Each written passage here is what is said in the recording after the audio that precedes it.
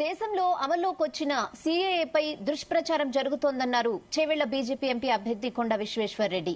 CAA చట్టంపై రాహుల్ గాంధీ, ఖర్గే అవగాహన లేకుండా మాట్లాడుతున్నారని మండిపడ్డారు. భారత్ లో అమలు చేస్తున్న సీఏఏను పాకిస్తాన్, బంగ్లాదేశ్ లో కూడా అమలు చేయగలరా అని ప్రశ్నించారు. ఇక్కడి నుంచి ముస్లింస్ పాకిస్తాన్ కు వలస వెళ్లడం లేదన్నారు. ఇతర దేశాల్లో మైనార్టీలను హింసిస్తే భారత్ స్వాగతిస్తోందని గుర్తు చేశారు. సిటిజన్షిప్ అమెండ్మెంట్ యాక్ట్ ఇప్పటి సంది అమలు కాబోతుందని తెలిసింది. అయితే ఇది దేశానికి మంచిది, మన దేశానికి మంచిది, మైనారిటీస్కు మంచిది, పక్క దేశాల్లో ఉన్న వాళ్లకు మంచిది, వాళ్ళ మైనారిటీస్ మంచిది. కానీ దీని మీద ఏదేదో అపోహలు సృష్టిస్తుండ్రు, అనవసరమైన దుష్ప్రచారం చేస్తుండ్రు.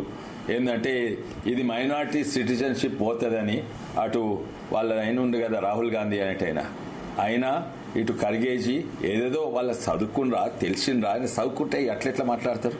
ఈ సిఏఏ అనేది సిటిజన్షిప్ తీసేసే పథకం కాదు, తీసేసే బిల్ కాదు, తీసేసే చట్టం కాదు. ఇది ఇచ్చే చట్టం. ఎవరికి ఇస్తుంది?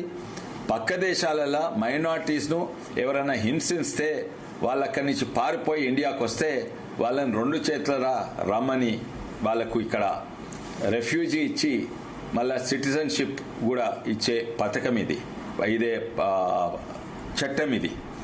కానీ వీళ్ళు ఏమంటారు, ఉన్న మైనారిటీస్ సిటిజన్షిప్ తీసేస్తారు. ఎట్లా తీసేస్తారు? ఈ సీఏలో తీసేసేదే లేదు. వాళ్ళు చదువుకోకుండా ఉత్తనే దుష్ప్రచారం చేస్తుడు, బురద చల్లుడు. సీఏ మన దేశానికి మంచిది, పక్క దేశానికి మంచిది. ఎందుకంటే ఆడ మైనారిటీస్ ఒకవేళ పర్సిక్యూట్ చేస్తే, మైనారిటీస్ పక్క దేశాలు హింసిస్తే ఇక్కడ రావచ్చు. అయితే అక్కడ మైనారిటీస్ ఎవరు? Christians, Parsis, Buddhist, Hindus, Jains. అది ముస్లిం కంట్రీస్లా వీళ్ళని వాళ్ళు సాధారణంగా చేస్తారు.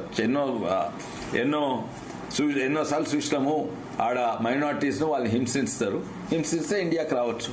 ఈఏఏ అంటే